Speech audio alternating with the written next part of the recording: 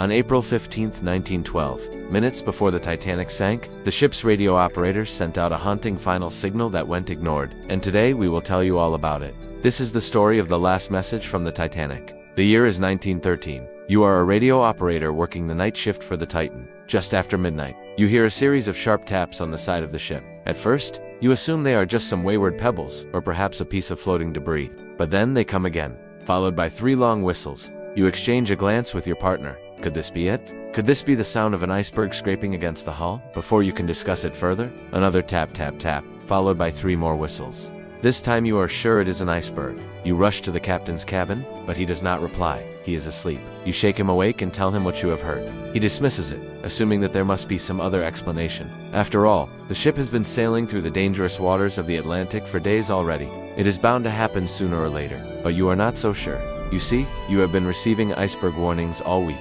Every day there are reports of ice in the area. In fact, just this morning, a ship had passed close by the Titanic and also reported seeing an iceberg field ahead. Of course, the captain had read these messages, but he assumed that they were wrong, that they had not seen an iceberg. But now you are certain that they had. You can hear the iceberg. But who is listening to you now? The captain refuses to believe that there is any danger. He tells you to go back to work and leave him alone. But you cannot do your work. The thought of the iceberg is in your mind. Every tap and whistle echoes in your ears. Then, just as you begin to think that perhaps the captain is right and that you are imagining things, the lights go out. The ship has hit the iceberg. There is nothing you can do now. All you can do is wait. Did you know that the last lifeboat was scheduled for the same day the Titanic sank? But it was cancelled for unknown reasons. It would have saved many of the passengers and crew. But to this day, no one knows why the lifeboat was cancelled. As the ship begins to sink, you grab a life jacket and put it on. Then you help the women and children into life jackets as well. The captain comes rushing by, realizing his mistake. But there is nothing anyone can do now. The ship is doomed.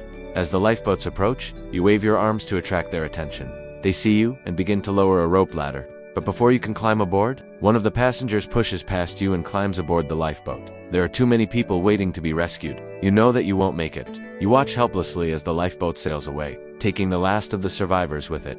The Titanic was the largest ship of its time. It was 882 feet long and weighed over 46,000 tons. It had a crew of 892 men and could carry over 3,000 passengers. On April 11, 1911, the Titanic set sail from Southampton, England on its maiden voyage to New York City. But what happened next was something no one could have predicted. On April 15, 1912, at 11:40 p.m., the Titanic struck an iceberg and began to sink. More than 1,500 people died in the sinking of the Titanic, making it one of the deadliest disasters in history. But what many people don't realize is that the Titanic wasn't the only ship to sink that day. In fact, there were 5 ships that sank on April 15, 1912.